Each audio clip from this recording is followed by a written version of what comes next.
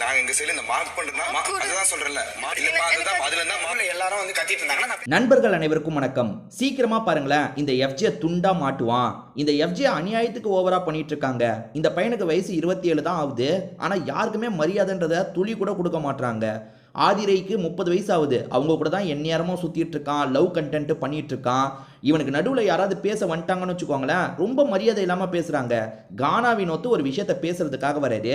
அவருக்கு துளி கூட மரியாதை தர மாட்றான். ரொம்ப மரியாதை இல்லாம நடந்துக்கிறான். அதாவது என்ன நடந்திருக்குன்னு பார்த்தீங்கன்னா, இந்த சைடுல இருந்து யாரோ வியானாவை கிண்டல் பண்ணியிருக்காங்க போல. மார்க் பண்ற மாதிரிலாம் கிண்டல் பண்ணியிருக்காங்க போல. அது ஒரு பிரச்சனையா போயிட்டு இருக்கு. அதை பத்தி தான் எல்லாருமே இங்க டிஸ்கஸ் பண்ணிட்டு இருக்காங்க. அதுல வந்து இந்த எஃப்ஜே சம்பந்தப்பட்ட ஏதோ நடந்திருக்கு போல. ஏன்னா எஃப்ஜே கிட்ட தான் அவங்க குறிப்பா வந்து சொல்லிட்டு இருக்காங்க. சபரியோ வந்து எஃப்ஜேக்கு ஃபேவரா வந்து அந்த ப்ராப்ளத்தை பேசி முடிக்கிறதுக்கு ட்ரை பண்ணிட்டு இருக்காரு. அப்ப எஃப்ஜே இருக்கான்ல என்ன சொல்றான்னா, நான் தப்பானவனா தெரிஞ்சா கூட எனக்கு பரவாயில்ல. உனக்கு ஒரு பிரச்சனைனா நீ மட்டும் என்கிட்ட தனியா வந்து பேசு. இவங்கலாம் வந்தா செட் ஆகாது. இவங்கலாம் வந்தான்னா கானா வினோத்தெல்லாம் அந்த இடத்துல காட்டுறாரு. இவங்கலாம் வந்தா செட் ஆகாது அப்படின்ற மாதிரி சொல்றாரு.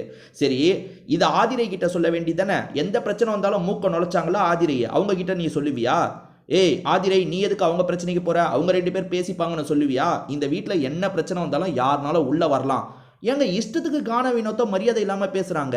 அவன் பேசுறத நீங்க இந்த லைவ்ல பார்த்துருந்தீங்கன்னா தெரிஞ்சிருக்கும். மரியாதை இல்லாம பேசுறான். நிறைய பேசி வச்சிருக்கான். என்னென்ன பேசியிருக்கான், இவன் என்னென்ன கேவலமான விஷயத்தெல்லாம் பண்ணியிருக்கான்றதை அடுத்தடுத்த வீடியோல நம்ம பார்க்கலாம்.